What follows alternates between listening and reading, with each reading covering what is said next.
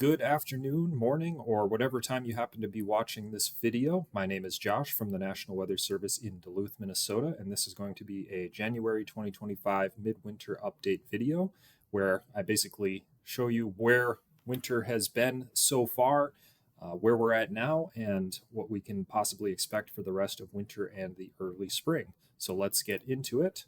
And we'll just talk about temperatures first of all, how the temperatures have trended so far this winter. This map on the right shows departure from average temperatures from December 1st all the way until right around now. You can see that temperatures have trended right around to generally above average, about 5 degrees, up to about 5 degrees above average across the region. And these calendars that I have on the left here are daily temperature departures for Duluth. And the reason I'm showing those is just to highlight what the trends have been. And as you can see, we've seen some colder periods in there intermixed with some warmer periods. So basically mixed warm and cold, but we've averaged above normal, warmer than normal. And that's been the same in Duluth as it has been basically across the region as a whole. Now, if we take a look at how precipitation has trended so far this winter, we've kind of seen a mix throughout the region. Here at Duluth, we've seen 1.66 inches from December 1st up until right around now. Normally we see about 1.96 inches, so we're a little bit below average on the precip, but not too far below average. Now, accumulated precipitation region-wide, this map in the middle here shows that the Arrowhead and then parts of northwest Wisconsin have seen the higher amounts relative to other places, and that's not too unusual. Places like the snow belts over in Ironwood and then into the upper peninsula of Michigan with lake effect snow, that's typically where they see higher amounts. But if you take a look at this map on the right, the far right, this is accumulated precipitation departures from the normals for the same time period. You can see which places were above or below normal. So above normal across kind of the Arrowhead and Canadian border, those areas, and then below normal around Brainerd Lakes, and then into northwest Wisconsin. And you'll see especially the area around Ironwood, Hurley, those places below average because the temperatures have been warm, and while they've seen the most precipitation with whatever lake effect they've seen, their lake effect snowfall has been below average so far. And speaking of snowfall, let's talk about some snowfall. So Duluth, we have seen this season so far, and this goes back to October instead of December, so we're kind of covering the entire snow that we've seen. We've seen 21.1 inches, and this really is kind of rivaling last winter's well below average snowfall. Last season around this time, we had 16.6 inches, so we're a little bit above that. But normally around this time, we see about 43.5 inches, so we are still well below average with our snowfall at Duluth. And that is true across the region as well. Departure from normal snowfall on this map on the right here, and you can see that pretty much no matter where you go, we're several inches below average, 10, 20, or even more below average, especially in northwest Wisconsin and the snowbelt areas. Just haven't seen quite as much lake effect as usual because temperatures have just been pretty warm out there. And how has that affected snow depth? Well, it should be no surprise that our snow depths are below average as well. So most places are somewhere in the ballpark of like 5 to 15 inches below where we normally are around this time of year. So current snow depth as measurements you can see on this map on the left, you can see that a lot of places in the 4 to 6, maybe 4 to 7, 8-inch range around the Twin Ports towards Grand Rapids areas, and then higher totals approaching 10 inches and even some around a foot or higher along the North Shore here.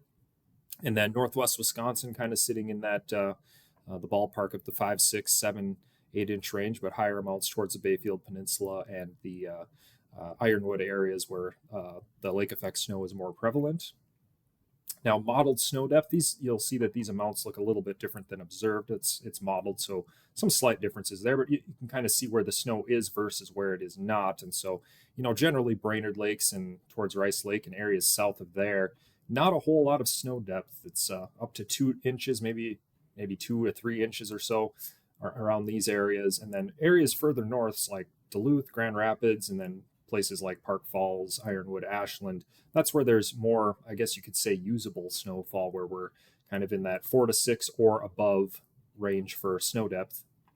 And as you can see on this map on the bottom right, this is departure from normal, and we're below average pretty much no matter which location you talk about. So, like I said, below average snowfall means below average snow depth. So you might be asking then, well, if it hasn't been snowing here, then where has it been snowing? This map you can see on the center here is accumulated snowfall since July, so our season to date, you can see that really most of the upper Midwest has been below average. And where it has been snowing is places like Missouri and southern Illinois and Kentucky and places like that. And the reason why is, well, a lot of the storms that we've had that have taken a northerly track and brought precipitation to the Northland have brought a lot of warm air with them, generally speaking, such as the December 28th rainfall event we had, while some of the storms that had more cold air with them have taken a southerly track in early January, targeting places like Missouri and southern Illinois and Kentucky. So that's why they've seen snowfall well above average, while we're below normal up here.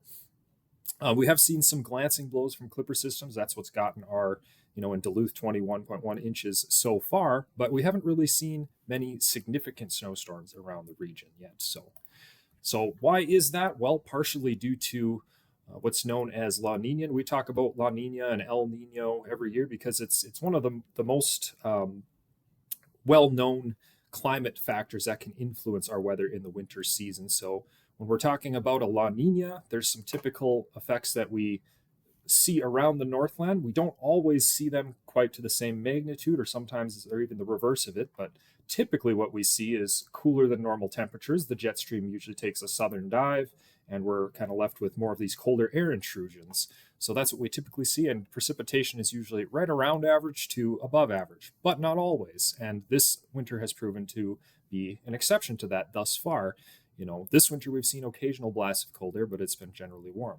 Now, part of that too is that our La Nina has really not shown itself until just recently. So we really haven't seen the effects of La Nina right up until just about now. So it kind of makes sense, actually, that the typical effects of La Nina just really haven't been seen here. So what we have happening now is that La Nina is happening. It's been observed, and it is favored to continue into early spring with about a 59% chance of that continuing. And you can see that on this graph on the bottom right here. So we have a high probability of this continuing, and then the probability kind of becomes a little bit muddled, and the neutral condition looks more likely as we head into spring and then partially into summer, although there becomes a lot more uncertainty as we head into summer on what the status of that will be. But nevertheless, as we look through late winter and spring, it's looking like the La Nina is most likely to stay in place. So what does this mean for what we may expect as we go into the next few months here? Well, we might start to see some of these more typical La Nina impacts at least be more favored to happen. So some of the typical cold and snowy conditions, they may be more frequent in February and March. But I should note there are other short-term climate teleconnections out there that could temporarily sway the weather pattern towards warm and dry at times. So just because our, what we're looking at right now is favoring these typical La Nina impacts and, perhaps some more generally wintry weather, we could see some swaying back and forth from that.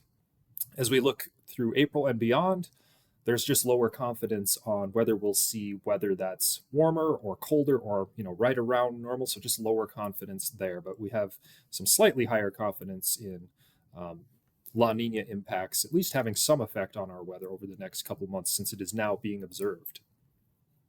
Let's take a look at ice cover on Lake Superior and how our weather has affected that so far.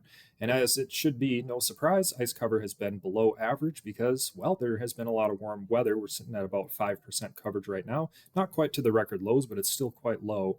And we can probably expect some further increases in the ice cover because we are expecting some cold weather to affect the region over the next week or so. I'll talk about that a little bit more in a little bit. Along the South Shore, you can see here, that's kind of where the ice has been sitting, at least current as of the 16th. And so there's a lot of open water out there, just not a lot of ice because it's been warm. At this point, let's take a look ahead in the next week and then the next several months. So at the next week, as of when I'm making this video on January 17th, we are looking at a pretty hefty blast of cold air impacting the Northland. Snow chances are going to be pretty minimal, some small flurry chances here, light snow showers, that sort of thing through the next week.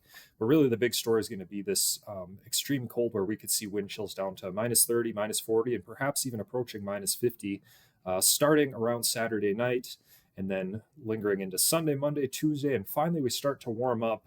Our wind chills start to warm up as well as our temperatures, as you can see on the right. back towards seasonal normals Wednesday and Thursday on the 22nd and 23rd. So no major storms on the horizon, but it's going to be very cold. If we look beyond that, towards late January, now these maps here are from the Climate Prediction Center. These are 8 to 14 day temperature and precipitation outlooks. So temperatures kind of favoring near normal to maybe slightly swaying towards the below normal, kind of the tail end of this cold air outbreak kind of hanging on there just a little bit. Around normal precipitation, that seems to be favored for this time period. So that's what we might be able to look forward to at towards the end of January. Now, if we look into February, like I mentioned before, since we have La Nina in place, it's looking more likely that some of the typical impacts that we see from a La Nina might be more favored to happen. So below normal temperatures, slightly favored around the Northland, as well as above average precipitation, and this will include snowfall since we are in the cold season, and a lot of that should fall as snow. Now, this is the seasonal outlook. This covers February through April, and you can see that in this case, kind of similar trends as the February map, but kind of equal chances here as we incorporate some of the more uncertainty as we head towards the later part of March, let's say, and April. So equal chances for seeing above, below, or around normal temperatures. And it's just a slight nudge towards perhaps seeing above average precipitation. So these are some of the trends that we might see looking forward through the rest of the winter and into the early part of spring. So, like I said, since we're favoring perhaps some cooler temperatures and some above average precipitation, we might see some more wintry weather perhaps.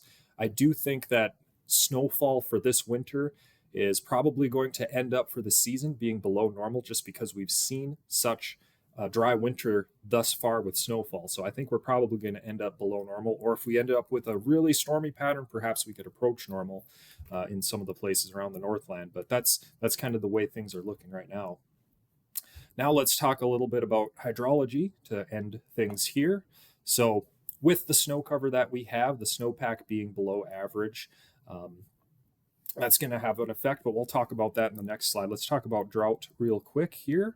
We have currently basically abnormally dry conditions, moderate drought, and then a little patch of severe drought across central Minnesota here. So these conditions are prevalent right now, but we are kind of looking at the potential perhaps for seeing some, at least around to perhaps above average precipitation the rest of winter. So we could see some improvement in drought conditions if that happens.